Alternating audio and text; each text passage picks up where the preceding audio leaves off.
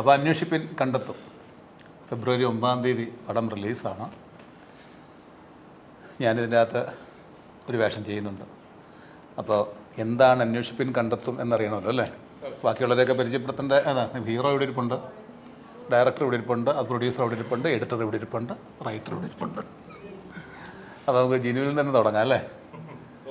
അദ്ദേഹം കാര്യം ഇങ്ങനൊരു സിനിമ നമ്മൾ അഭ്രവാളികളിലേക്ക് എത്തുന്നു, അപ്പോൾ റിലീസിങ്ങിന് ഒരുങ്ങുന്നു. അപ്പോൾ അതിനു മുമ്പ് ഇങ്ങനൊരു തോട്ട് വരിക, ഒരു കഥ ഉണ്ടാവുക, ആ കഥ ഒരു ചർച്ചയിലൂടെ അല്ലേ സിനിമയായി മാറുക എന്നൊക്കെ പറയില്ല. അപ്പോൾ എന്തുകൊണ്ടും തുടങ്ങാൻ പറ്റുന്നത് ജിനുവിനാണ് ഇതിനെക്കുറിച്ച്. അതെ, തീർച്ചയായിട്ടും ഇത് നമ്മളിപ്പോൾ കണ്ട് എല്ലാവരും പറയുന്ന കാര്യമാണ്. നമ്മളിങ്ങനെ കണ്ട് ശീലിച്ചു വരുന്ന ഇൻവെസ്റ്റിഗേഷൻ സിനിമകളിൽ നിന്ന് ചില പ്രത്യേകതകൾ ഉള്ള ഒരു സിനിമയാണ്. ഇൻവെസ്റ്റിഗേഷൻ സിനിമ എന്നതിനപ്പുറത്തേക്ക് ഒരു പോലീസ് സ്റ്റോറിയാണ്, ബേസിക്കലി പീരീഡ് സിനിമയാണ്. എനിക്ക് അങ്ങനത്തെ ഒരു സിനിമ വർക്ക് ചെയ്യണം, അങ്ങനത്തെ ഒരു സിനിമ എഴുതണം എന്ന് ഭയങ്കര ആഗ്രഹം കുറേ വർഷങ്ങളായിട്ട് ഞാൻ സിനിമ വരുന്ന സമയം മുതലുണ്ടായിരുന്നു. അത്തരം ഒരു സിനിമ ചെയ്യണം. ആ കാലഘട്ടത്തിൽ നമ്മൾ അന്ന് കണ്ട് നമ്മൾ ക്ലാസിക്കുകളായിട്ട് വാഴ്ത്തുന്ന കുറേ സിനിമകൾ നമ്മൾ കണ്ടിട്ടുണ്ട്. അങ്ങനത്തെ ഒരു സിനിമ, ഇന്നത്തെ ഈ ടെക്നോളജിയുടെ ഒന്നും സപ്പോർട്ട് ഇല്ലാത്തുള്ള ഇൻവെസ്റ്റിഗേഷൻ, ഞാനിങ്ങനെ പല വിഷയങ്ങൾ അതിന് ഉള്ളതൊക്കെ ഇങ്ങനെ ആലോചിച്ച് ഇരിക്കുന്ന സമയത്താണ് ഒരു ട്രിഗർ പോലെ എനിക്കൊരു കോൾ വരുന്നത്. അത് ഈ പറഞ്ഞ പത്തനംതിട്ട സൈബർ സെല്ലിൽ നിന്ന് വന്നൊരു കോളാണ്. എന്നെ പത്തനംതിട്ട SP ഇമ്മീഡിയറ്റ് കാണണം എന്ന് പറഞ്ഞു. ഞാൻ വിളിച്ചു. പത്തനംതിട്ട SP സൈമൺ സാറാണ്. 2019 ഞാൻ വിളിച്ചപ്പം പുള്ളി എന്നോട് പറയുന്നത്, ഞാൻ ഡയറക്റ്റ് ചെയ്ത സിനിമ ആലം ജോൺ എന്ന് പറയുന്ന സിനിമയുടെ ഷൂട്ട് കട്ടപ്പനയിലെ പട്ടുമല പള്ളിയിൽ നടക്കുമ്പം മിസ്സിംഗ് ആയ ജസ്ന എന്ന് പറയുന്ന പെൺകുട്ടി മുണ്ടക്കയത്ത് നിന്ന് നേരെ ഈ ലൊക്കേഷനിലെത്തി. അവിടെ ആരെയോ മീറ്റ് ചെയ്ത ശേഷമാണ് അവൾ മിസ്സിംഗ് ആയതെന്ന്. എന്താണ് അതിനെക്കുറിച്ച് ജിനുവിന് പറയാനുള്ളതെന്നാണ്. അപ്പോൾ ഒപ്പം പറഞ്ഞത്, ബുള്ളറ്റിൽ വരുന്ന ഒരു ആർട്ട് ഡിപ്പാർട്ട്മെൻറ്റിൽ വർക്ക് ചെയ്ത ഒരാൾ ആണ് കാണാൻ വന്നതെന്ന് പറഞ്ഞു. അപ്പം എനിക്ക് പെട്ടെന്ന് മനസ്സിലായില്ല ആരാണ് ഈ ബുള്ളറ്റിൽ വരുന്ന ആർട്ട് ഡിപ്പാർട്ട്മെൻറ്റിൽ. അപ്പം എൻ്റെ അസിസ്റ്റൻ്റായിട്ട് AD ആയിട്ട് ആ സിനിമ വർക്ക് ചെയ്ത ആളാണ് ഡാർവിൻ. ഞാൻ പെട്ടെന്ന് ഡാർവിനെ വിളിച്ചിട്ട് കോൺഫറൻസ് എടുത്തു. ഞാൻ പറഞ്ഞു, സാറേ ഇവനെല്ലാം അറിയാം, ഇവനോട് ചോദിച്ചാൽ മതി. അപ്പോൾ ഡാർവിൻ പറഞ്ഞു, അങ്ങനെ ആരുമില്ല, എൻ്റെ ഓർമ്മയിലില്ല എന്നൊക്കെ പറഞ്ഞു. അപ്പോഴാണ് എനിക്ക് സ്ട്രൈക്ക് ചെയ്തത്, ജസ്റ്റിനെ മിസ്സിംഗ് ആയത് 2018. എൻ്റെ സിനിമ ഷൂട്ടിംഗ് നടന്നത് റിലീസായത് 2017. ഞാനപ്പോൾ ആ കാര്യം പറഞ്ഞപ്പോൾ സൈമൺ സാറിന് അത് ബോധ്യപ്പെട്ടു. പക്ഷെ ഇതൊക്കെ കഴിഞ്ഞിട്ട് ഡാർവിൻ്റെ ഒരു കോൾ ഉണ്ടായിരുന്നു. എന്തിനാ എന്നെയും കൂടി ഇതിനകത്ത് പെടുത്തുന്നത്, ഒറ്റയ്ക്ക് പെട്ടാൽ പോലെ. അങ്ങനെയാണ് നമ്മളിതിൻ്റെ ഒരു അവിടെ നിന്നാണ് ശരിക്കും പറഞ്ഞാൽ, അതാണ് ശരിക്കും പറഞ്ഞാൽ ഏതൊക്കെ രീതിയിൽ നമുക്ക് തരുന്ന ഒരു മൊഴി സത്യമാണോ കള്ളമാണോ എന്ന് അറിയാൻ വേണ്ടിയിട്ട് പോലും ഒരു ഓഫീസർ എത്ര ആളുകളുമായിട്ട് ഇടപഴകണം, എത്ര പേരെ ഇൻട്രോഗേറ്റ് ചെയ്യണം, എന്നാൽ മാത്രമായിരിക്കും. ആരോ വെറുതെ പറഞ്ഞാണ്, വളരെ സൈമൺ സാർ പറഞ്ഞു, വളരെ ഓതൻറ്റിക്കായിട്ട് ഞങ്ങൾ തിരിച്ചും മറിച്ചും ചോദ്യം ചെയ്തിട്ടും അയാളുടെ സ്റ്റേറ്റ്മെൻറ്റിൽ ഉറച്ചു നിന്നിട്ടാണ് ഞാനിപ്പോൾ ജിനു എബ്രഹാമിനെ വിളിക്കുന്നത്. അല്ലെങ്കിൽ നിങ്ങളെപ്പോലെ ഒരാളെ എനിക്ക് വിളിക്കേണ്ട ആവശ്യമില്ല. അപ്പോൾ അങ്ങനെ എത്തോരം ഒരു സ്ട്രെസ് എടുക്കുന്നുണ്ട് എന്നൊക്കെ ഉള്ള ഒരു തോട്ടിൽ നിന്നാണ് ശരിക്കും പറഞ്ഞാൽ ഈ സിനിമയുടെ ഒരു ആരംഭം, എഴുത്തിലേക്കുള്ള ഒരു പോക്ക്. 2020 ഞാൻ എൻ്റെ റൈറ്റിംഗ് സ്റ്റാർട്ട് ചെയ്തത്. അപ്പം അതാണ് ഇതിൻ്റെ ഒരു സ്റ്റാർട്ടിങ് പോയിൻ്റ് എന്ന് പറയുന്നത്. അല്ല, ഒരു കണക്കിന് ശരിയല്ലേ. ഇപ്പോൾ ഇങ്ങനത്തെ ഒരു ഏത് കേസ് നടന്നാലും ഈ പറഞ്ഞ പോലെ ആര് പറയുന്ന തെളിവിൻ്റെ പുറകെ ഇവർ പോകണമല്ലോ അന്വേഷിച്ച്. അല്ല, ഇതിലേതാണ് സത്യം, എവിടെയാണ് ചെന്ന് നിൽക്കുന്നത് പറയാൻ പറ്റില്ല. അദ്ദേഹം എന്നോടൊരു ചോദ്യം ചോദിച്ചിരുന്നു. ഇപ്പോൾ ഇതിൻ്റെ അകത്ത് പോലീസ് വേഷം ചെയ്യുമെന്ന് പറഞ്ഞപ്പോൾ എങ്ങനെയാണ് നിങ്ങൾ ഈ പോലീസ് വേഷം ചെയ്യുമ്പോൾ എന്തൊക്കെയാണ് ശ്രദ്ധിക്കുന്നുള്ളത്. അപ്പോൾ ഞാൻ എൻ്റെ ഒരു വേഷം പറഞ്ഞിട്ടുണ്ടായിരുന്നു. എനിക്ക് ടൊബീനോട് ചോദിക്കാനുള്ളതാണ്. ടൊബീനോ അതിൻ്റെ അകത്ത് പോലീസ് ക്യാരക്ടറാണല്ലോ. ടൊബീനോ അങ്ങനെ ഒരു പോലീസ് വേഷം കിട്ടുമ്പോൾ എന്തൊക്കെയാണ് ശ്രദ്ധിക്കുന്നത്? അതൊരു പോലീസ് ഉദ്യോഗസ്ഥൻ്റെ സംശയമാണ് കേട്ടോ. അല്ല, തീർച്ചയായിട്ടും നമ്മൾ എപ്പോഴും ഫസ്റ്റ് ആലോചിക്കാന്ന് വെച്ചാൽ അതൊരു പോലീസ് വേഷം എന്നുള്ളതിനപ്പുറത്തേക്ക് നമ്മൾ ആദ്യം ചിന്തിക്കുക ഇയാൾ എങ്ങനെയുള്ളൊരു മനുഷ്യനാണ് എന്നുള്ളതായിരിക്കും. അയാളുടെ ബാക്ക്ഗ്രൗണ്ടും ഒക്കെ ആയിരിക്കും ആദ്യം നോക്കുന്നത്. അതിനനുസരിച്ചായിരിക്കും നമ്മൾ ബിൽഡ് ചെയ്യുന്നത്. പോലീസുകാരെന്ന് പറഞ്ഞാൽ ഇവിടെ 1,00,000 പോലീസുകാരുണ്ടെങ്കിൽ ആ 1,00,000 പേർക്കും 1,00,000 സ്വഭാവമായിരിക്കും. അതായിരിക്കും നമ്മൾ ആദ്യം. അപ്പോൾ ആദ്യം നമ്മൾ അതിന് എങ്ങനെയുള്ളൊരു മനുഷ്യനാണ്, അയാളുടെ ക്യാരക്ടേഴ്സ് എന്തൊക്കെയായിരിക്കും, അയാളുടെ ക്യാരക്ടറിസ്റ്റിക്സ് ഇതൊക്കെയായിരിക്കും ആദ്യം ചിന്തിക്കുന്നതും ഡിസ്കസ് ചെയ്യുന്നതും. അതിനുശേഷമായിരിക്കും നമുക്ക് ഇത് ഇങ്ങനെയുള്ള ഒരാൾ പോലീസായി കഴിഞ്ഞാൽ എന്തൊക്കെ കാര്യങ്ങളായിരിക്കും ഇയാൾ ചെയ്യാൻ പോകുന്നത് എന്നുള്ളത് നമ്മൾ ആലോചിക്കുന്നത്. അപ്പം അതിന് എൻ്റെ പ്രധാനമായിട്ടുള്ള രീതി കഥയിൽ ഒന്ന് സ്ക്രിപ്റ്റിൽ തന്നെ ഇത് ഭൂരിഭാഗവും ഡീറ്റെയിൽഡായിട്ട് നമുക്ക് കിട്ടും മിക്കവാറും സിനിമകളിൽ. പിന്നെ നമ്മൾ റൈറ്ററായിട്ടും ഡയറക്ടറായിട്ടും നമ്മളിരുന്ന് സംസാരിച്ച് ഷൂട്ടിൻ്റെ തലേദിവസം നമ്മൾ കുറേ നേരം ഇരുന്നായിരുന്നു. എനിക്കൊരു പോലീസുകാരനെ ഒരു SI അദ്ദേഹത്തിനെ എനിക്ക് പരിചയപ്പെടുത്തി തന്നു. അദ്ദേഹം ഹെൽപ്പ് ചെയ്യാം എന്ന് പറഞ്ഞു. പിന്നെ ഒരു ആക്ടിങ് ട്രെയിനറിൻ്റെ അടുത്ത് നമ്മൾ കൺസൾട്ട് ചെയ്തു. എന്തൊക്കെയായിരിക്കും, അതായത് നമ്മൾ ഇതിൻ്റെ തിയറിയും കൂടെ അറിയാവുന്ന ഒരാൾക്കാരെ നമ്മൾ കൺസൾട്ട് ചെയ്യും വീഡിയോ കോളിലൂടെ. അങ്ങനെ കൺസൾട്ടൊക്കെ ചെയ്തിട്ടാണ് നമ്മൾ ആദ്യത്തെ ദിവസം ഷൂട്ടിങ് തുടങ്ങുന്നത് തന്നെ.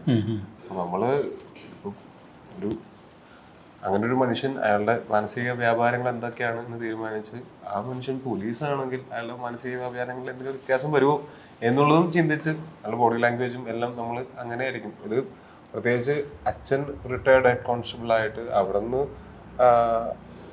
അച്ഛൻ്റെ ലെഗസി പോലെ അടുത്ത് SI ആവണം എന്ന് ആഗ്രഹിച്ച് വരുന്ന ഒരാളാണ്. അപ്പം അങ്ങനെ വരുമ്പോൾ പോലീസ് എന്ന് പറയുന്ന ആ ഒരു ഡിപ്പാർട്ട്മെന്റ് ഇയാൾക്ക് പുതിയൊരു കാര്യമായിരിക്കില്ല.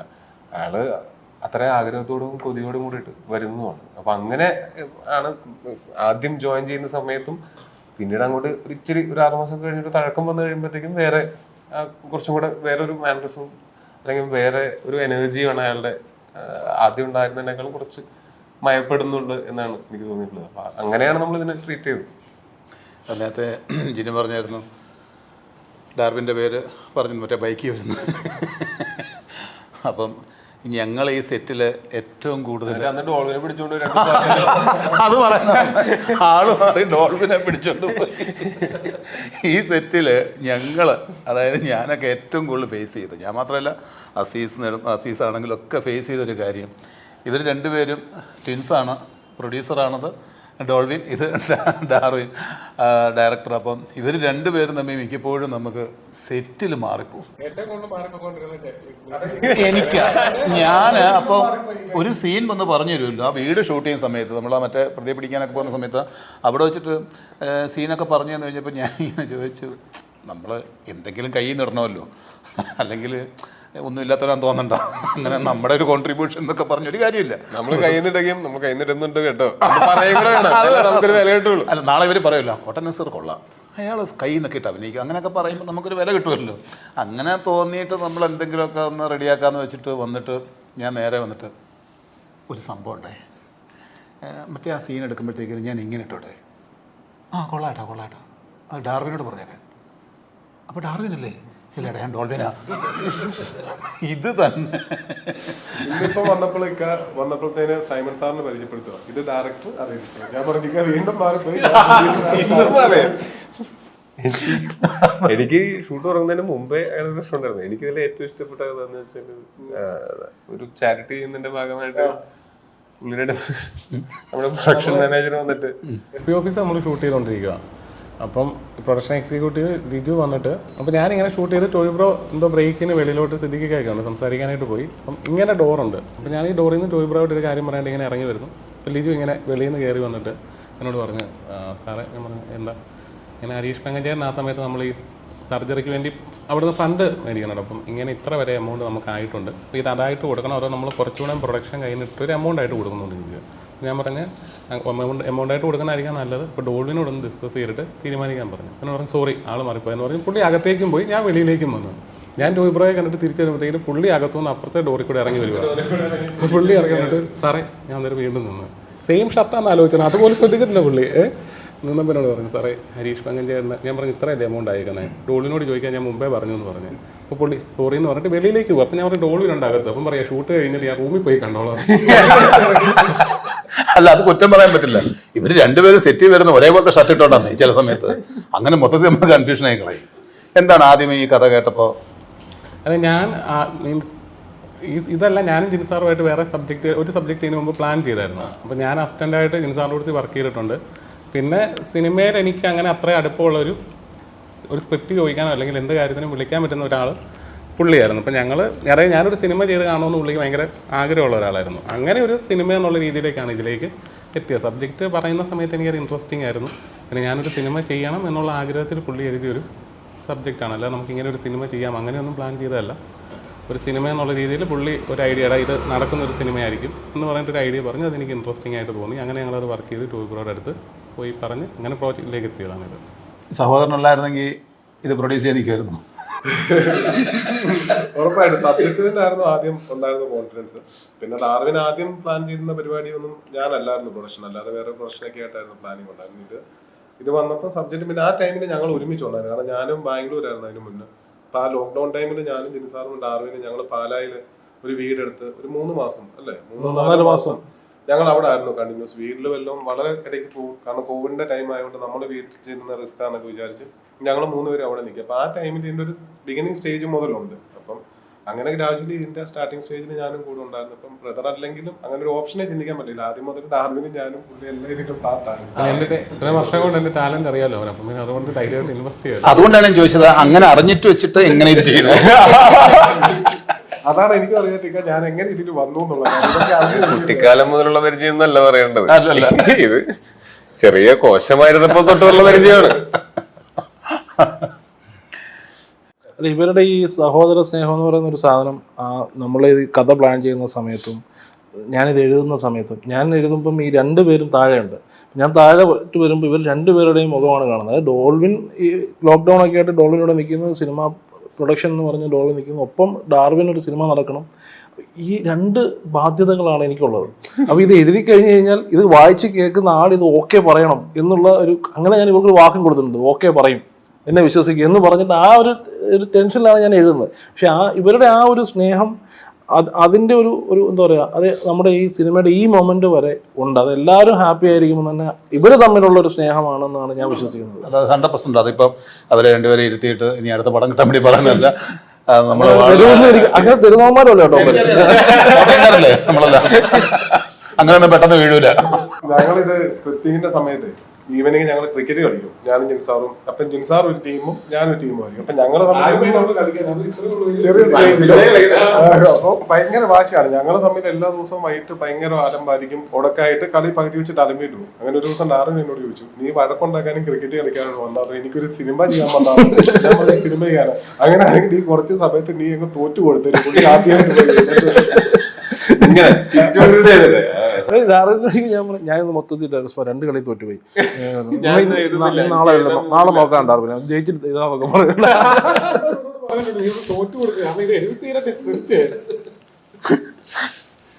എന്താണ് പറയും, ഒന്നും മിണ്ടാണ്ട് ഇങ്ങനെ കൈ കിട്ടിയിരിക്കുന്നത്? അല്ല, ഈ കഥകളൊക്കെ ഈ പറയുന്ന പോസ്റ്റ് പ്രൊഡക്ഷനിലേക്ക് എത്തിയിട്ടില്ലല്ലോ. അപ്പൊ അന്നേരം പോസ്റ്റ് പ്രൊഡക്ഷനിലേക്ക് എത്തിയെന്നാൽ ഇപ്പൊ എന്നിട്ട് നമുക്ക് തിരിച്ചിങ്ങോട്ട് വരാമല്ലോ അല്ലേ? അതായത് സൈജു ബ്രോ ഈ പടത്തിൽ ഇന്നാണ് ലോക്ക്ഡൗൺ സമയത്താണ്. അപ്പോൾ ആ സമയത്ത് ലോക്ക്ഡൗൺ കഴിഞ്ഞെല്ലാം പഴയ പോലെ ആകുന്ന സമയത്താണ് നമ്മൾ അനൗൺസ് ചെയ്യുന്നത്. അപ്പോൾ ഞാൻ ടോയ് ബ്രോയുടെ അടുത്ത് ചെന്ന് മറ്റേ ജിൻസാർ വിളിച്ച് ഞങ്ങൾ പോയി സബ്ജക്റ്റ് പറഞ്ഞ് അങ്ങനെ ടോയ് ബ്രോ ഇത് ഓക്കെ പറഞ്ഞിട്ട് എനിക്ക് ഒരു പരിചയമില്ല പുള്ളിയെ.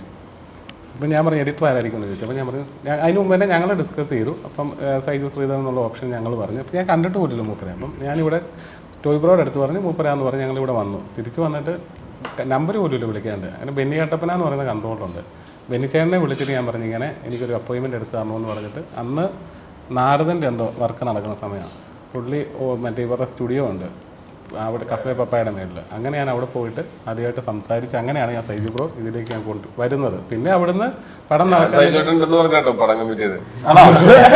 അടുത്ത് പിന്നെ പറയാൻ എന്താ അറിയോ, ഒരു പോസ്റ്റർ വരും, പേരുണ്ടാവും, മൈൻഡ് ചെയ്യണ്ട, പിന്നെ നമുക്ക് ശരിയാക്കാം.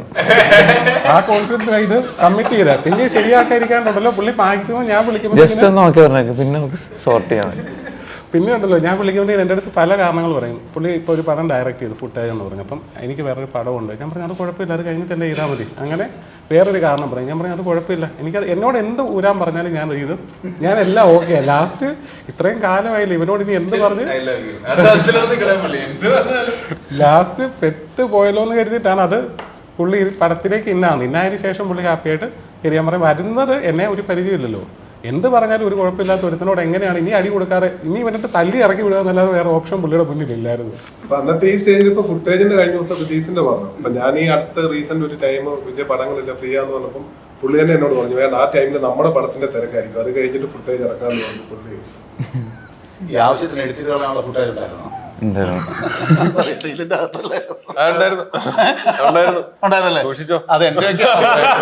അത് ആദ്യം അതറിയട്ടെ. ചേട്ടൻ്റെ ഒരു തരിവ് പോയിട്ടില്ല, ഞാൻ പ്രത്യേകം കാണുന്നുണ്ട്. ആ ഒരു തരി മാത്രമേ ഉള്ളൂ, അത് പോയിട്ടില്ല. എന്താണ് എന്ത് തോന്നി മൊത്തത്തിൽ? വളരെ ഹാപ്പിയാണ് ഞാൻ.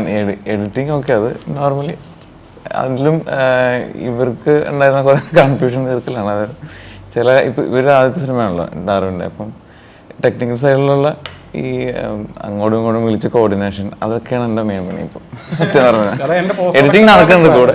അപ്പോൾ ഇന്നലെ ജിൻസാറ് ചോദിച്ചു മൂപ്പറുടെ പരിപാടി സൈവിൻ്റെ പരിപാടി കഴിയുമെന്ന് വെച്ചാൽ നമ്മളിത് എങ്ങനെ കഴിയാനായിട്ടാണ് റിലീസ് ആവണം വരെ പുള്ളിക്ക് പരിപാടികളുണ്ട്. അത് ഞാൻ ചെയ്യുന്ന എല്ലാ പരിപാടിയിലും പുള്ളി പിന്നാണ്. ഞാൻ ചോദിച്ചോട്ടെ, നമ്മളിപ്പോൾ ഒരു സ്ക്രിപ്റ്റ് ഒരു ഓർഡറിൽ എഴുതി, അത് നമ്മൾ അങ്ങനെ ഡയറക്റ്റ് ചെയ്തു. നമ്മൾ എഡിറ്റ് ചെയ്യുമ്പോഴത്തേക്കിന് അതിൽ ചില മാറ്റങ്ങൾ ഉണ്ടാവുമോ? ചിലർ അങ്ങനെ പറയാറുള്ളൂ ഞാൻ ചോദിക്കുന്നതാണ്. മാറ്റങ്ങൾ വരുത്തിയ രസമാണെന്ന് തോന്നിക്കഴിഞ്ഞാൽ അങ്ങനെ ചെയ്യാം. ഈ പടത്തിന് അങ്ങനെ ഒരു ചർച്ച ഉണ്ടായിരുന്നു, ഒരു നോൺ ലീനിയർ കട്ടും കൂടെ, ലീനിയർ സിനിമയാണ് നോൺ ലീനിയർ കട്ടും കൂടെ ഉണ്ടായിരുന്നു. അതൊക്കെ അങ്ങനത്തെ പല മാജിക്കും നടക്കും എഡിറ്റിംഗ്. ഒരു സിനിമയെ മൊത്തത്തിൽ തലകീഴായിട്ട് മാറ്റിക്കളയാം. അതാണ് അല്ലേ. ഇപ്പൊ നമ്മൾ എഴുതിക്കൊണ്ട് വരുന്ന ഒരു ഓർഡർ അല്ലാണ്ട് ചിലപ്പോൾ അതിൽ നിന്ന് സീൻ എടുത്ത് കുറച്ച് മുമ്പോട്ടിട്ട് അവിടുന്ന് വേറൊരിടത്ത് അങ്ങനെയൊക്കെ. ഞാനിപ്പോൾ റൈറ്ററോടാണല്ലോ, ഞാൻ എഡിറ്ററോട് എഡിറ്റിംഗ് ഇരുന്നപ്പോൾ എനിക്ക് എവിടെ തോന്നിയിട്ടുണ്ട്, ദൈവമേ ഇത് വേണം ഇങ്ങനെയൊക്കെ എഴുതി കളയായിരുന്നല്ലോ എന്ന് നമുക്കപ്പോൾ അങ്ങനത്തെ ചില തോട്ടുകൾ ആ സമയത്ത് തോന്നാറുണ്ട്. ഞങ്ങൾ തന്നെ വേറൊരു രീതിയിൽ ഒക്കെ ചെയ്തു നോക്കിയായിരുന്നു പറയുന്ന പോലെ.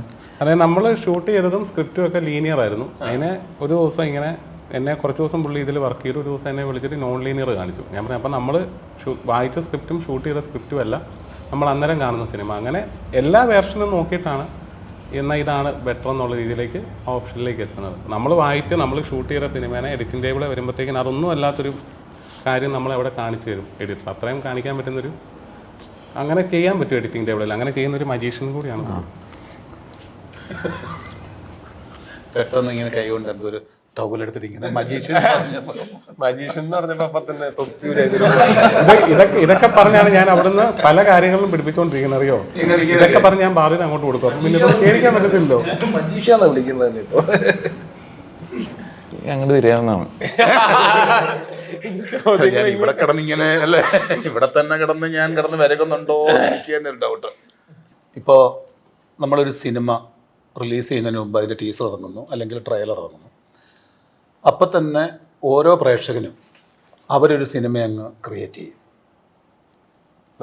ഒരു മനസ്സിലൊരു ക്രിയേറ്റ് ചെയ്യും, ഈ സിനിമ ഇങ്ങനെയായിരിക്കും. ഇതിൽ ഇപ്പോൾ നമ്മൾ ഏതെങ്കിലും ട്രെയിലറിൻ്റെ അകത്ത് 2 or 3 അല്ലെ ഫൈറ്റിൻ്റെ സീക്വൻസ് കാണിക്കുന്നു, കുറച്ച് ഡയലോഗുകൾ അല്ലെങ്കിൽ കാർ ചേസൊക്കെ കാണിക്കുമ്പോഴത്തേക്കിന് ഇവരങ്ങ് തീരുമാനിക്കും, ഇത് ഫുൾ ചേസും അടിയുള്ള പടമാണ്. ആ മൈൻഡോട് കൂടി ആയിരിക്കും ചിലപ്പോൾ പോകുന്നത്. പക്ഷേ ആ സിനിമ അങ്ങനെ ആയിരിക്കില്ല. അപ്പം നമ്മുടെ ഇപ്പോൾ ട്രെയിലർ റിപ്പോർട്ടിനെ അല്ലേ, അതിപ്പം പറയാൻ നമുക്ക് നാളെ ലോഞ്ചാണ്. എന്താണ് നമ്മൾ പ്രേക്ഷകരോട് പറയാൻ പോകുന്നത്? അതായത് ഈ സിനിമയുടെ ഒരു ആക്ഷൻ സീക്വൻസ് ആണോ, അങ്ങനെയുള്ള ടീസറും ട്രെയിലറും പോസ്റ്റേഴ്സും കണ്ടാൽ കിട്ടുന്ന ഒരു ധാരണ അതുപോലത്തെ തന്നെ ഒരു സിനിമയായിരിക്കും നമ്മളുടെ. അല്ലാതെ നമ്മള് അങ്ങനെ ഒരു കൊണ്ടുവന്നു കഴിഞ്ഞാല് അവർക്കത് സ്വാഭാവികമായിട്ടും അവർ അതിന് റിയാക്ട് ചെയ്യും. നമ്മൾ പറ്റിച്ചിട്ട് കൊണ്ടുവരാൻ പറ്റില്ല. എന്താണോ, പക്ഷെ ഇത് എനിക്ക് തോന്നുന്നു ഇങ്ങനെ തന്നെ കണ്ടിട്ട് തന്നെ ഭയങ്കര ഇൻട്രീഗിങ് ആണ്, കണ്ടിട്ട് ഭയങ്കരമായിട്ട് ഇഷ്ടപ്പെട്ടു. തിയേറ്ററിൽ ഓൾറെഡി നമ്മുടെ ട്രെയിലർ ഇറങ്ങിയിട്ടുണ്ട്, ഓൺലൈനിലേ വന്നിട്ടില്ലാത്തതുകൊണ്ട്. തിയേറ്ററിൽ ട്രെയിലർ കണ്ട ഒരാളെ വിളിച്ച് പറഞ്ഞു ഭയങ്കര ഇൻട്രീഗിങ് ആണ്, ഭയങ്കര ഇഷ്ടപ്പെട്ടു എന്ന് പറഞ്ഞിട്ട്. ഞാൻ പോലും തിയേറ്ററിൽ കണ്ടിട്ടുള്ളൂ, നമ്മൾ ഫോണിലോ ഒക്കെ കണ്ടിട്ടുള്ളത്. ഇത് തിയേറ്ററിൽ കണ്ടിട്ട് ഭയങ്കരമായിട്ട് ഇഷ്ടപ്പെട്ട ആൾക്കാരുണ്ട്. നമ്മൾ മിസ്ലീഡ് ചെയ്യേണ്ട കാര്യമില്ല.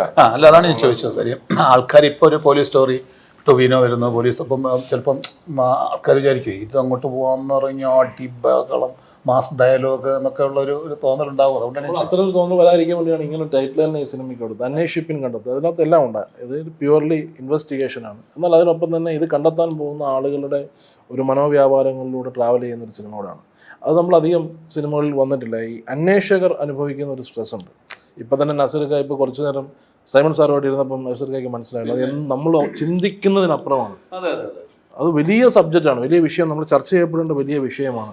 കാര്യം അദ്ദേഹം ആ സമയത്ത് അനുഭവിക്കുന്ന കുറേ മാനസിക സംഘർഷങ്ങളെ കുറിച്ച് പറഞ്ഞപ്പം അത് റിയൽ ആണോ അല്ലയോ നമുക്ക് കൺഫ്യൂഷൻ. അത് തന്നെയാണ് ഇതിലെ ക്യാരക്ടേഴ്സ് അനുഭവിക്കുന്ന, ടോയ് ബ്രോയുടെ ക്യാരക്ടർ അനുഭവിക്കുന്ന വലിയ മാനസിക സംഘർഷമുണ്ട്. അവരെ വിട്ടൊഴിയുന്നതെ പിന്തുടരുന്നുണ്ട് ഈ സിനിമയിലുടനീളം. അതാണ് അന്വേഷിപ്പിൻ കണ്ടെത്തുക എന്ന് പറയുന്നത്. ഇത് അന്വേഷണങ്ങളുടെ കഥ മാത്രമല്ല, അന്വേഷകരുടെ കഥ കൂടാണ്. അതെ, അന്വേഷകരുടെ കഥയും കൂടിയാണ്. അതാണ് ശരിക്കും ടാഗ് ലൈൻ വേണ്ടതല്ലേ? അല്ല, ഇപ്പൊ ശരിക്കും പറഞ്ഞാൽ വേണ്ടതാണ്. ഒരു അന്വേഷണത്തിന്റെ കഥ മാത്രമല്ല, അന്വേഷകരുടെ കഥയാണ്. അതാണ് പ്രേക്ഷകരോട് നമുക്ക് പറയാനുള്ളത്. അല്ലേ, ഇതൊരു അന്വേഷകരുടെ കഥയുണ്ട് ഇതിനകത്ത്. അവരുടെ എന്താ പറയുക, അവരനുഭവിക്കുന്ന പ്രയാസങ്ങൾ, ബുദ്ധിമുട്ടുകൾ, അവർ ഫേസ് ചെയ്യുന്ന പല ഇഷ്യൂസും. 1993-1994 കാലഘട്ടവും 1988 ഈ സിനിമ കടന്നു പോകുന്ന ഇതിൻ്റെ ഒരു പോക്കെന്ന് പറയുന്നത്. ഇപ്പം നമ്മൾ അന്നത്തെ സമയം എന്ന് പറഞ്ഞാൽ, അന്നത്തെ ഇൻവെസ്റ്റിഗേഷൻ എന്ന് പറഞ്ഞാൽ വളരെ എന്താ പറയുക, ഇന്നത്തെ പോലെ മൊബൈൽ ടവർ നോക്കിയിട്ടോ അല്ലെങ്കിൽ CDR നോക്കിയിട്ടോ ഒന്നുമല്ലെന്ന്. ഇത് ഫോറൻസിക് സയൻസ് പോലും ഇന്നത്തെ അത്രയും ഡെവലപ്പ് ചെയ്യാത്തൊരു കാലഘട്ടത്തിൽ എങ്ങനെയാണ് ഇപ്പം ഏറ്റുമാനൂർ വളരെ പ്രമാദമായ ഏറ്റുമാനൂർ വിഗ്രഹമോഷണ കേസ് അതിൻ്റെ അന്വേഷണ ഉദ്യോഗസ്ഥൻ തെളിയിച്ചത് അവർ എന്തോ നട എന്തോ കുത്തിപ്പൊളിക്കാൻ കൊണ്ടുവന്ന വെട്ടുകത്തി പൊതിഞ്ഞൊരു പേപ്പർ കഷണത്തിൽ നിന്നാണ് അതിനെ ആ പ്രതികളെ പിടിച്ചത്. അപ്പോൾ അന്നത്തെ കാലത്ത് അങ്ങനെയൊക്കെയായിരുന്നു അന്വേഷണം നടന്നത്. അത്തരം കാര്യങ്ങൾ ഡിസ്കസ് ചെയ്യുന്ന ഒരു സിനിമ കൂടിയാണ് അന്വേഷിപ്പിൻ കണ്ടെത്തും. ടെക്നിക്കലി ഈ പറഞ്ഞ പോലെയുള്ള ഒരുപാട് അന്നത്തെ കഥയാണെങ്കിൽ പോലും അത് ഇന്നത്തെ എല്ലാ ടെക്നിക്കൽ മികവോടും കൂടിയിട്ട് ഷൂട്ട് ചെയ്യപ്പെട്ടിട്ടുള്ള ഇന്നത്തെ ഓഡിയൻസിന് വേണ്ടി ഒരുക്കിയിട്ടുള്ള ഒരു സിനിമ. എന്താണ് കോട്ടയമായിരുന്നല്ലോ നമ്മുടെ ലൊക്കേഷൻ, എന്താണ് ആ ലൊക്കേഷനിലേക്ക്? ഇവര് വയനാട് നോക്കിയിരുന്നു ആദ്യം, അത് കഴിഞ്ഞിട്ട് പിന്നെ കോട്ടയം മതി എന്നുള്ള ഡാർവിൻ ആദ്യം ഫിക്സ് ചെയ്ത്. പിന്നെ എനിക്ക് തോന്നുന്നു ഏറ്റവും കൂടുതൽ ലൊക്കേഷൻ റിക്ക് നടന്ന ഒരു സിനിമയാണ് ഡാർവിനെ. അതിലിപ്പം ഇവിടെ ഇടയ്ക്ക് കയറുന്നത്, അതായത് ഇപ്പം ഇവിടെ ഇല്ലാത്ത നമ്മുടെ ക്യാമറമാൻ ഇല്ല, ദിലീപ്നാഥ് അതിലെ ക്യാമറമാനൊക്കെ DI പരിപാടിയൊക്കെ ആയിട്ട് ഗൗതം പോയിക്കൊണ്ടാണ്. ദിലീപ്നാഥ് ഇല്ല. അവർ ലൊക്കേഷൻസ് ഇട്ട് കാര്യം പറഞ്ഞപ്പോഴത്തേക്കും നമ്മൾ ഇതിനു വേണ്ടി പാലക്കാട് നോക്കിയിട്ടുണ്ട്, വയനാട് നോക്കിയിട്ടുണ്ട്, ഓൾമോസ്റ്റ് കുറച്ച് ജില്ലകൾ കർണാടകയിൽ ഫസ്റ്റ് ടൈം ആദ്യം നമ്മൾ നോക്കുന്ന കർണാടകയിലായിരുന്നു, മംഗലാപുരം അപ്പുറേ.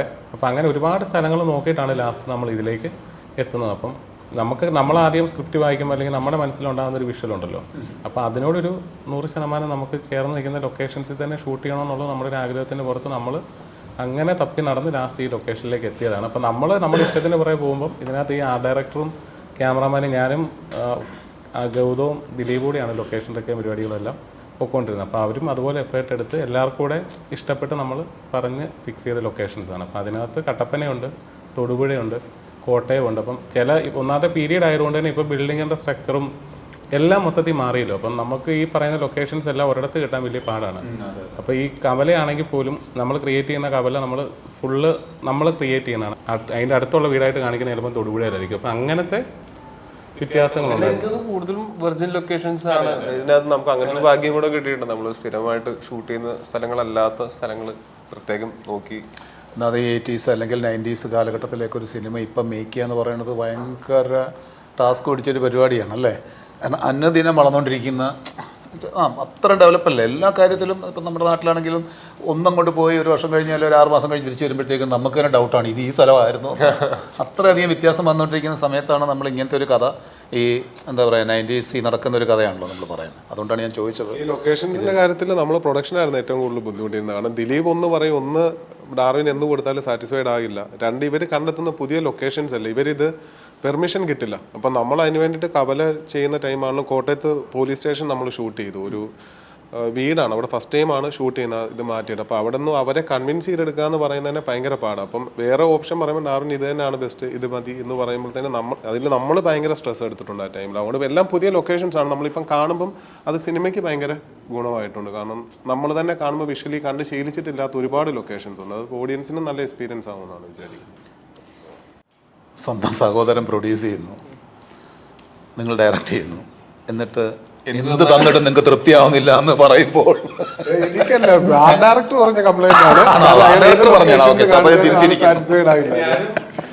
ഡയറക്ടറും ദിലീപുമായിട്ട് മിക്കവാറും അടി ഉണ്ടാക്കിയിട്ട് പിണങ്ങിപ്പോവും. അപ്പം ഞങ്ങൾ ഈരാറ്റുപേട്ടയിൽ ലൊക്കേഷൻ കാണാൻ വേണ്ടി പോകുന്നു.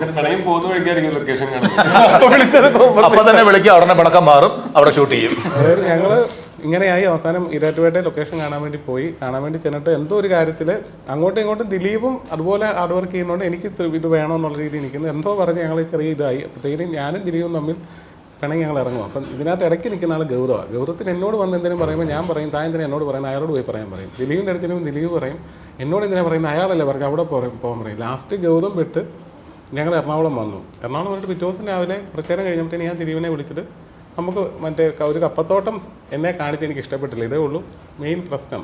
അപ്പോൾ പിറ്റേ ദിവസം ഞാൻ ദിലീപിനെ വിളിച്ചിട്ട് പറഞ്ഞു നമുക്ക് വേറൊരു സ്ഥലത്ത് കണ്ടിട്ടുണ്ട്, അവിടെ പോകുന്ന പറഞ്ഞിട്ട് ഞങ്ങൾ പോയി. അപ്പം ഗൗതത്തിനൊന്നും മനസ്സിലാകുന്നില്ല. ഗൗതം ഞാൻ പോയേക്കാം, ഗൗതം ഈ ബാഗ് എടുത്ത് വീണ്ടും ഇറങ്ങും. അപ്പം അങ്ങനെ പോയി നമ്മൾ ഇപ്പം ഒരു കാലഘട്ടം നമ്മൾ ക്രിയേറ്റ് ചെയ്യുമ്പം ഇപ്പോൾ ഈ കിടക്കുന്ന കലണ്ടർ വരെ നമ്മൾ നോക്കണം. അങ്ങനെ മൈന്യൂട്ടായിട്ടുള്ള ഇപ്പോൾ നമ്മളൊരു വീട് ഷൂട്ട് ചെയ്യുമ്പം സൺ ഡയറക്റ്റിൻ്റെ ഇത് കാണും. അപ്പോൾ ഇപ്പോൾ ആ വീട് പഴയതാണെങ്കിലും എന്തെങ്കിലും കാര്യങ്ങൾ പുതിയതായിരിക്കും. ഇലക്ട്രിക് പോസ്റ്റ് പോലും ഇപ്പോഴത്തെ പോലെ കോൺക്രീറ്റ് പോസ്റ്റ് അല്ലല്ലോ, മറ്റേ മരത്തിന്റെ പോസ്റ്റ് ആയിരുന്നിട്ടുണ്ടാവും. അങ്ങനെയുള്ള കുറെ കാര്യങ്ങളില്ലേ, വീടിന്റെ ബൾബ് മറ്റേ അതിന്റെ വ്യത്യാസങ്ങളുണ്ടല്ലോ. അതിലല്ലേ ഈ പറയുന്ന പോലെ നമ്മുടെ ഡയറക്ഷൻ ഡിപ്പാർട്ട്മെന്റും ആർട്ടും അവരൊക്കെ അതുപോലെ നമ്മൾ കൊണ്ടുവന്നൊരു കാര്യം കാണിച്ച്, അല്ലെങ്കിൽ അവർ അന്നത്തെ കാലത്തെ സിനിമകൾ റെഫറൻസ് എടുത്ത് അതെല്ലാം ആ രീതിയിൽ പെർഫെക്റ്റ് ആയിട്ട് തന്നെയാണ് അവർ പിടിച്ചേക്കുന്നത്. അതുകൊണ്ട് അത് വലിയ ടെൻഷൻസ് നമുക്ക് ആ കാര്യങ്ങളിൽ ഇല്ലായിരുന്നു.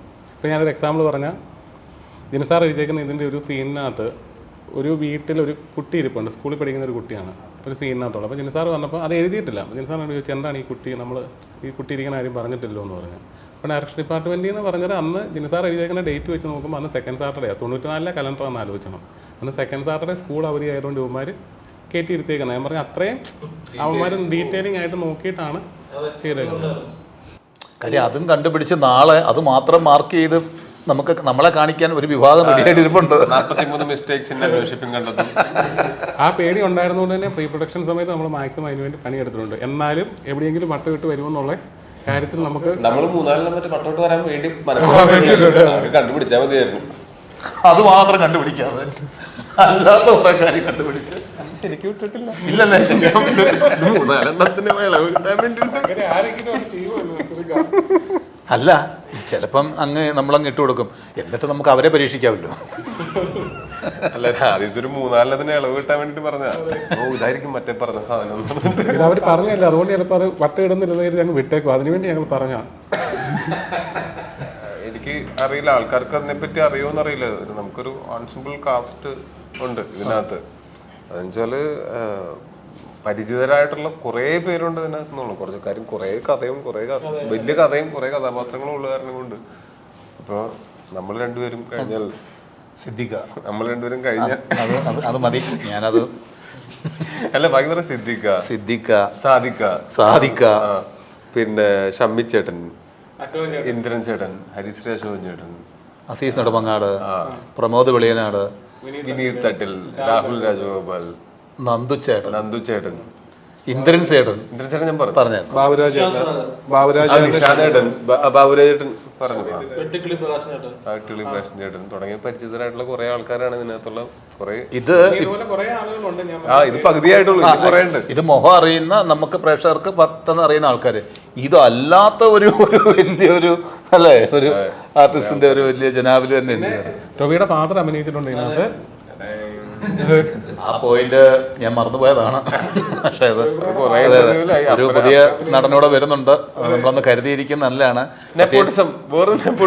അതല്ല, നിങ്ങൾക്കത് പേടിക്കണ്ട, ഞങ്ങളെപ്പോലെ ക്യാരക്ടർ ആർട്ടിസ്റ്റിന് അത് പേടിക്കണമല്ലോ. വേണല്ലേ? ഇങ്ങനെ പേടിക്കണ്ടെന്ന് പറഞ്ഞ പലരുമാണ് പിന്നീട് നമുക്ക് പേടിക്കേണ്ടതായിട്ട് വന്നിട്ടുള്ളത്.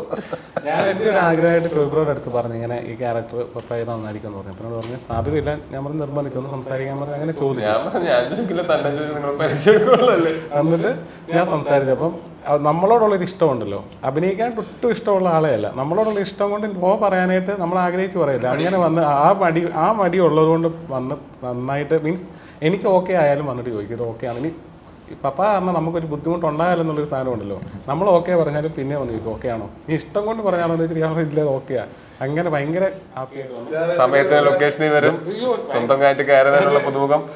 സ്വന്തമായിട്ട് നിങ്ങൾ ശ്രദ്ധിക്കണം പ്രേക്ഷകരെ, ആദ്യമായിട്ട് സിനിമയിൽ അഭിനയിക്കുകയാണ്, സ്വന്തമായിട്ട് ക്യാരവാൻ, അസിസ്റ്റൻസ്, സംഭവം അങ്ങനെ. ആള് നമുക്കൊരു ഭാവി വാഗ്ദാനമാണോ? ആണല്ലേ? ഞാൻ പേടിക്കണോ? എന്നെ എന്തിനാ പേടിപ്പിക്കുന്നത്? ഞാനൊരു സൈഡിൽ കൂടെ പോകോളാം. ആ സമയത്ത് അത് പുള്ളിയുടെ കമ്മിറ്റ്മെന്റ് പറഞ്ഞതാണ്. ഇവരുടെ ഫാമിലിയിൽ ആ സമയത്ത് ഒരു മരണം ഉണ്ടായിട്ട് ഇവരൊക്കെ ഇങ്ങനെ പോണോ വേണ്ടോ ഞാൻ ടൊവിനോടെ പപ്പ എടുത്തെന്ന് ചോദിച്ചു, അങ്ങളെ ഇല്ല ആദ്യം ഇത് കഴിയട്ടെ എന്നിട്ടേ ഉള്ളൂ. പുള്ളി അത് കംപ്ലീറ്റ് ചെയ്തിട്ടാണ് പോകുന്നത്.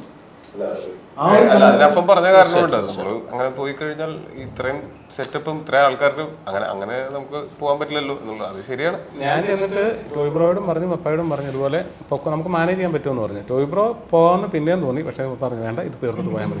അത്ര പ്രൊഫഷണൽ ആയിരുന്നു. നമുക്ക് അടുത്ത പ്രാവശ്യം പപ്പായ വെച്ചൊന്ന് ആലോചിച്ചാലോ? അല്ല, പുതിയ ആളായതുകൊണ്ടാ മാറിക്കോളും. ഒരു 2 പടം കഴിയുമ്പോ റെഡി ആയിക്കോളുന്നല്ലേ? അല്ല, അതെന്ന് വെച്ചാല് ഞാനത് പോവാം എന്ന് വിചാരിക്കാൻ കാരണം എന്ന് വെച്ചാല് മരിച്ചത് എൻ്റെ അപ്പൻ്റെ സിസ്റ്ററാണ്, സ്വന്തം സിസ്റ്ററാണ്. അപ്പോൾ അവിടെ നമ്മള് തലേദിവസം പോവുകയും ഒക്കെ ഉണ്ടായിരുന്നതാണ്. അപ്പോൾ ആ സമയത്ത് അവിടെ മാനേജ് ചെയ്യാനായിട്ട് നമ്മുടെ കസിൻസും ഒക്കെ ഉണ്ടെങ്കിലും അവിടെ എത്തേണ്ടതിൻ്റെ ഒരു കാര്യമുണ്ട്. അതുകൊണ്ടാണ് ഞാനങ്ങനെ പറഞ്ഞത്. അപ്പൻ നോക്കിയപ്പോൾ എന്ന് വെച്ചാൽ അപ്പനെ ഇതിനകത്ത് ഒരു 2-3 ഷോട്ടിന് ഇവര് സ്നേഹം കൊണ്ട് വിളിച്ചിട്ട് അതുകൊണ്ട് ഇനി അവർക്ക് തന്നെ തലവേദന ആവണ്ടല്ലോ, ഇതങ്ങോട്ട് എത്ര സമയം കൊണ്ട് തീരും എന്നാൽ അത് കഴിഞ്ഞിട്ട് ഞാൻ പൊക്കോളാം എന്ന് പറഞ്ഞത്. ഒരു ദിവസം ഉണ്ടായിരുന്നല്ലോ, 2 ദിവസമല്ല, 2 ദിവസം. 2 ദിവസം. അമ്മയും വരും കൂടെ. എൻ്റെ അപ്പനെ വെറുതെ കളിയാക്കും. അതിന് വേണ്ടിട്ട് ആ സൈഡിൽ വന്നിരിക്കണേ. ഞങ്ങളാദ്യം ചോദിച്ചു, വഴിതെറ്റി പോകാന്ന് അറിയാൻ വേണ്ടിട്ട് വന്നതാണോ സിനിമാ ലോകം അതൊന്നല്ല. എന്നിട്ട് അപ്പം കൈ ഫുള്ള്, അപ്പം സാധാരണ കൈ ഇവിടെ മടക്കി വെക്കണതാണ്. ഇത്രയും മടക്കി വെച്ചിട്ട് വന്നപ്പം അയ്യേ, അപ്പൊ ഞങ്ങൾ കോൺഫിഡൻസ് കളയില്ലെന്ന്, മനോവീര്യം കെടുത്തിയിട്ട് സെറ്റിലാൻ വിടുക. അതായത് മീശയൊക്കെ പിരിച്ച് വെച്ച് ഈ കുറിയിൽ അമ്മ ഇങ്ങനെ നമ്മള് അപ്പൊ തന്നെ അപ്പന്റെ കുഴപ്പമുണ്ടോ? ഒരു കുഴപ്പമില്ല, അമ്മ അതുപോലെ കോൺഫിഡൻസ് ഒക്കെ കൊടുത്ത് ചെയ്യിക്കാനായിട്ട് അങ്ങനെ കൊണ്ട് പിന്നെ ഇടയ്ക്ക് വന്നിട്ട് നോക്കും. ടോയ്ബ്രോയും വന്നിട്ട് ഇങ്ങനെ മോണിറ്റർ നോക്കും. അങ്ങനെ ഭയങ്കര ഹാപ്പി ആയിട്ട് നന്നായിട്ട് തന്നെ ചെയ്ത് പരിപാടികൾ. ടോബി ഇടയ്ക്ക് കറങ്ങി തന്നെ വന്നു. അത് മനസ്സിലായില്ലേ, അത് ഇത്ര ഈസി പണിയല്ലെന്ന്. അതായത് അപ്പനെ കൺട്രോൾ ചെയ്യാൻ കിട്ടിയ സമയവും സ്ഥലവും അതാണ്. എല്ലാ കാര്യങ്ങളിലും അപ്പന്റെ ഉപദേശം ചോദിച്ചിട്ട് നമ്മൾ ജീവിക്കണം. ഈ ഒരു കാര്യത്തിൽ മാത്രം അപ്പൻ വന്നിടയ്ക്ക് അപ്പൊ അതങ്ങനെയാടാ അത് ഞാൻ പറഞ്ഞ അവസരം കിട്ടണമല്ലോ. ബാക്കിയുള്ള നമ്മുടെ ക്രൂവും കാര്യങ്ങളും ഒക്കെ ബാക്കിയുള്ള cinematographer Gautham, art director Dileep Nath, music Santhosh Narayana. നമ്മൾ എടുത്തു പറയേണ്ട ഒരു കാര്യമാണ്, പുള്ളി ആദ്യമായിട്ടാണ് പാട്ടുകളും റെക്കോർഡിങ്ങും ഒരു സിനിമയ്ക്ക് ഫുള്ളായിട്ട് മ്യൂസിക് ഡിപ്പാർട്ട്മെന്റ് കൈകാര്യം ചെയ്യുന്നത്. ഞങ്ങളുടെ ഒരു വലിയ ചലഞ്ചായിരുന്നു പുള്ളി ഇതിലേക്ക് കൊണ്ടുവരും. സൈബിയുടെ കാര്യമൊക്കെ പറഞ്ഞതുപോലെ തന്നെ ഒരു ചലഞ്ചായിരുന്നു പിന്നെ സന്തോഷ് നാരായണനെ കൊണ്ട്. പിന്നെ ഡാർവിനെ നമ്മളങ്ങ് ഇറക്കി വിട്ടാൽ മതി, ഡാർവിൻ എവിടെന്നെങ്കിലുമൊക്കെ കൊത്തിക്കൊണ്ട് വരും. ഇപ്പോഴും അതൊരു വലിയ ചലഞ്ചാണ്. സോങ് കിട്ടിക്കൊണ്ടിരിക്കുന്നുള്ളൂ. ഡി ആണ് പുള്ളിയുടെ, ഡി എന്ന് പറയുന്ന സിംഗറാണ്. അപ്പൊ അവർ അറിയാനാണ് മലയാളത്തിൽ പാടുന്നത്. അതുകൊണ്ടൊക്കെ സോങ് കിട്ടി. ചലഞ്ച് ഇപ്പോഴും പൊക്കോണ്ടിരിക്കുകയാണ്. ആദ്യം എനിക്ക് പുള്ളിയെ കൊണ്ടുവരാനായിട്ട് ചലഞ്ച് ആയിരുന്നെങ്കിൽ ഇപ്പൊ ഈ ചലഞ്ചിൽ എന്റെ കൂട്ടത്തിൽ പാട്ടാണ് പുള്ളി. പലരും വിളിക്കുന്നത് ഞാൻ പുള്ളിയായിട്ട് സംസാരിക്കും. സന്തോഷ് നാരായണൻ സാറിനോട് ചോദിച്ചപ്പോ പുള്ളി പറഞ്ഞത് ബെന്നി ചേട്ടൻ വിളിച്ച് പറഞ്ഞു വെറുതെ പേര് ബെന്നിച്ചേട്ടൻ ഇവരോടൊക്കെ വിളിച്ച് പറഞ്ഞ കോവിഡ് ടൈം അല്ലേ, ചെറിയൊരു അഡ്വാൻസ് കിട്ടും, ഇപ്പം ചെലവായിക്കോ, പിന്നെ നമുക്ക് തിരിച്ചു കൊടുത്താൽ മതി എന്ന് പറഞ്ഞിട്ടാണ് ബെന്നിച്ചേട്ടൻ മാനേജ് ചെയ്തത്. പക്ഷെ അത് ആരെയാ ബെന്നിച്ചേട്ടൻ ശരിക്കും പറ്റിച്ചെന്ന് ഇപ്പൊ മനസ്സിലായില്ലേ? ബെന്നിച്ചേട്ടൻ നമ്മുടെ സൈഡായിരുന്നു. ബെന്നിച്ചേട്ടൻ അതുപോലെ തന്നെ ഈ പടത്തില് നമുക്ക് ആദ്യ സമയത്തും ഇപ്പോഴും അതുപോലെ സപ്പോർട്ടായിട്ട് നമ്മളെ കൂടെ നിൽക്കുന്നതാണ് ബെന്നിച്ചേട്ടൻ. പിന്നെ അങ്ങനെ എല്ലാവരും ഉള്ള എക്സ്പീരിയൻസ്. സമീനായിരുന്നു costume, Sanju controller, makeup Saji Kattakada, സജിയേട്ടൻ, എല്ലാവരും നല്ല ഒരു ടീമായിട്ടാണ് നമ്മൾ. എല്ലാവരും അതുപോലെ സപ്പോർട്ട് ചെയ്ത് എല്ലാവരും അവരുടെ സിനിമയായിട്ട് ഇതിനെ കണ്ട് ഭയങ്കര ഹാപ്പി ആയിട്ട് വർക്ക് ചെയ്ത് തീർത്തത്. തീർച്ചയായിട്ടും ഞാൻ കുറേ ദിവസം അഭിനയിച്ച ആളാണ്. എനിക്കറിയാം എൻ്റെ പേഴ്സണലായിട്ട്. ഇപ്പോൾ നമ്മൾ കുറേ സിനിമയിൽ അഭിനയിക്കുന്നില്ല, നമ്മൾ വളരെ കംഫർട്ടായിരുന്നു. പ്രത്യേകിച്ച് ഈ സിനിമയിൽ എന്താ പറയുക, ഓരോ സിനിമയിൽ പോകുമ്പോഴേ ഓരോ എഴുത്തുകാർക്ക് ഓരോ രീതി ഉണ്ടാവും. ചിലർ എഴുതുന്നതിൽ അങ്ങോട്ടും ഇങ്ങോട്ടും മാറാൻ ഒരക്ഷരം പോലും മാറാൻ ചിലപ്പോൾ സമ്മതിച്ചെന്ന് വരില്ല. ചിലർ നമ്മളെ ആശയമൊക്കെ മനസ്സിലാക്കിയിട്ട് കുറച്ച് കയ്യിൽ നിന്നൊക്കെ ഇട്ട് നമുക്ക് പോകാം. ഇതിൻ്റെ അകത്ത് എനിക്ക് ഒരക്ഷരം കൂടി കൂടെ മാറ്റാൻ പറ്റില്ലെന്ന് എനിക്കറിയായിരുന്നു ആദ്യം തന്നെ. അതും ഈ പോലീസ് ഡയലോഗുകളും ഒക്കെ ആയതുകൊണ്ട് അതിൻ്റെ ഒരു കറക്റ്റ് ചില ഏതാ കൈന്നിട്ടോളം പറഞ്ഞു. കൈന്നിടാനായിട്ട് നമുക്ക് അറിയാവുന്ന